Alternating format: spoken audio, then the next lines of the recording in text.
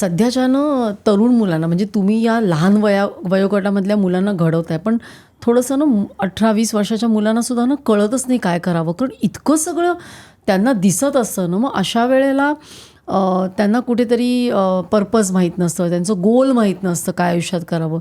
तर अशा वेळेला तुम्ही त्यांना काय सांगाल? हां, ह्याच्यासाठी ना मी महिन्यातून एक दिवस आहे ना एक डेडिकेट करतो. कारण का जो बाकीचे प्रकल्प फाउंडेशनच्या अंडर आहेत चालू, त्याच्यात बाकीच्यांचा बराच सहभाग आहे.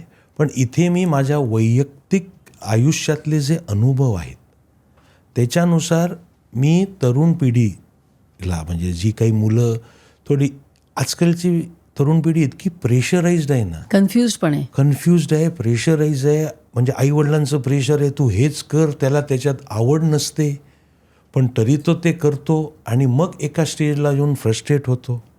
मग मी अशा जणांसाठी ना मी एक दिवस डेडिकेट करतो आणि ह्या येते विद्यार्थ्यांचं, म्हणजे ह्या येते मुलांचं मी काउन्सिलिंग करतो. पण तसा फिक्स असतो का? म्हणजे आपल्या प्रेक्षकांपैकी जर तरुणांना जर तुमचा ॲडवाईस हवा असेल तसा कुठला एक फिक्स दिवस असतो का? नाही, फिक्स दिवस नसतो. आत्ता सगळ्यांसाठी ना, आत्ता जे माझ्या कॉन्टॅक्ट थ्रूच आहे त्याच्या थ्रूच येतात. मग मी सांगतो किंवा ठीक आहे आता हा ते रविवार ह्या महिन्याचा मी ठेवलेला आहे. मग ते त्यांच्या ओळखीतून नातेवाईकातून तिथे सांगतात की ह्या ह्यांना आहे. मग काही पॅरेंट्स मुलांना घेऊन येतात. मग मी माझ्या ह्याने त्याची जी काही समस्या असेल ती मी माझ्या ह्याने त्याला गाईड करण्याचा प्रयत्न करतो. दिशा मिळते त्यांना. हां, त्यांना दिशा मिळते. आणि ह्याचे मी पैसे पण घेतो या काउन्सिलिंगचे. ते म्हणजे मी 11 रुपये घेतो. मी पैसे घेतो म्हटल्यावर अरे बापरे किती. तर ह्याचे 11 रुपये घेतो. ह्याचं कारण का? तुम्ही म्हणाल 11 रुपये का? जर त्या तरुणाला जर खरंच काही माझ्याकडून मिळालं असेल आणि जर त्याच्या आयुष्यात बदल झाला आणि जर मी आत्ता काहीच घेतलं नसेल तर त्याला आयुष्यभर वाटत राहील की मी सरांचं देणं लागतो, मला काहीतरी देणं आहे. तर माझा उद्देश असा आहे की तुझं जे काय देणं आहे ते परमेश्वराकडे असून दे. मी माझ्या ह्याचे मोबदला घेतलेला आहे. छान. त्यामुळे आता तुझं देणं काही नाही आहे माझ्याकडे, असेल तर घेणंच आहे. परत आलास खुश होऊन तेव्हा खुश असशील तर धन्यवाद म्हणायला 100%. खूप छान, खूप उदात्त कार्य आहे हे आणि हे खूप हवं आहे सध्याच्या पिढीला. एकदा काय झालं म्हणजे मी ना पॅरेंट्सना पण थोडं सांगायला मला आवडेल की एकदा माझ्याकडे ना असेच एक फ्रस्ट्रेटेड, म्हणजे पॅरेंट्सच्या दृष्टीने तो मुलगा फ्रस्ट्रेटेड होता. मग म्हणाले की सर याला जरा तुम्ही गाईड करा.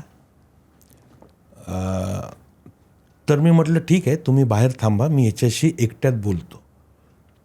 पण त्या मुलाची आई बसली बरोबर. नाही म्हणाली मला बसायचंच आहे. त्याला विचारते मुलाला तुला चालेल ना? आता तो ऑलरेडी फ्रस्ट्रेट, तो बोलला बस मग. तर तो बसला. मी म्हटलं काय करतोस? काय त्याला मार्क कमी पडलेले काय होतं? हा ना असाच आहे. आईच ते बोलायला लागली की हा असाच आहे, ह्याला अभ्यासच करायला नको, ह्याला हेच करायला नको. हा ना नुसता खेळतो, म्हणजे काय टेबल टेनिस खेळायचा, ह्याला हा आपला जरा काय झाला अभ्यास सोडून टेबल टेनिस खेळायला जातो. मग मी म्हटलं ह्याच्यात काय चूक आहे? म्हटलं त्याला टेबल टेनिस आवडतं, तो गणित कुठून शिकेलाच? तुम्ही त्याला अकॅडमी बघा एखादी जिथे टेबल टेनिसला त्याला वाव मिळेल. त्या मुलाने मला 4 सांगितले सर हे क्लासेसमध्ये असं टेबल टेनिस चालतं. म्हटलं त्याच्यात अभ्यास आहे, आवड आहे तर तो आवडीने करतो. मग मी त्यांना सांगितलं की तुम्ही त्याला तेच करायला लावा. तुम्ही नाही, तुमच्या ह्याने तो करिअर करायला नाही आहे. पालकांचंच काउन्सिलिंग म्हणजे. हां, आता त्याच्याबरोबर पालकांचं पण झालं आणि तो इतका फ्री होऊन गेल्यानंतर की त्याने अभ्यासातही मग चांगले मार्क मिळवले. कारण का तो ओपन आउट झाला, त्याची जी इच्छा आहे ती ओपन झाली ना. अशा अनेक अनेक जणांचे अनेक किंवा काय त्यात छोटीशी गोष्ट असते जी पण जसं कुसुमाग्रजांची त्या कवितेत आहे की फक्त लढ म्हणा, एखादं गाईड करू नये, प्रत्येकाला फक्त लढ म्हणा हेच हवं असतं. बाकी त्याचा मार्ग त्याच्याकडे असतो. त्याला ओपन केला ना माइंडला, त्याला प्रत्येक माणसाचं ते तसं खरंय. खरं. छान, मस्त. इतकं सगळं तुम्ही करताय आणि मला असं वाटतं हे जे आहे रिसॉर्ट करणं किंवा लोकांना त्या गावाकडे परत नेणं, हे कुठेतरी तुम्ही कुठल्या तरी एक पॅशन आहे, तळमळ आहे, जिद्द आहे आणि लहान मुलांचं पण एक फ्युचर बनवत आहे. तर तुम्ही नवीन पिढीला किंवा समाजाला काय संदेश द्याल? माझं एक ना म्हणजे माझं स्वतःचं एक स्वतःशीच वाक्य आहे की लाईफ इज सिम्पल. म्हणजे माझ्या सगळ्या मी माझ्या स्टाफला पण सांगतो की लाईफ इज सिम्पल. ह्याचा अर्थ काय, लाईफ म्हणजे तुमचं जीवन आहे ना सोपं आहे पण सहज नाही आहे. म्हणजे काय? Life is simple but not easy. Okay. म्हणजे लाईफ इज सिम्पल म्हटलं तर अरे काय सगळं काय म्हणजे आज अगदी सगळं सोपं आहे असं नाही आहे. आज प्रत्येकाला डिफिकल्टीज आहेत. पण life is simple, submit to God. जर तुम्ही परमेश्वराला तुम्ही स्वतःला स्वाधीन करून टाकलं तर it becomes simple. then it is simple. And that is the reason it is simple. Otherwise, it's not easy. आज कष्ट करायचेच आहेत. प्रत्येकाला कष्ट करायचं आहे ना. आज चिमणीला पण रोजचा दाणा घेण्यासाठी कष्ट करावेच लागतात. आज मोठा बिझनेस टायकून असेल त्यालाही कष्ट करावेच लागतात. पण येणारं संकट जे वाटतं, संकट हा शब्दच नाही आहे खरा. म्हणजे लोक म्हणणारे मला माझ्यावर हे संकट आलं किंवा संकट हा शब्दच नाही आहे. आयुष्यात संकट नाही आहे, ती एक परीक्षा आहे. तर ती तुम्हाला द्यायची आणि ती तुम्ही जर परमेश्वराला सबमिट असाल तर पेपर कुठलाही सोपाच जाणार ना तुम्हाला. 4 प्रश्न नाही आले काय फरक पडतो? सगळं त्याचंच आहे, त्याचंच आहे. 4 प्रश्न नाही आले परत देईल, परत द्या ना.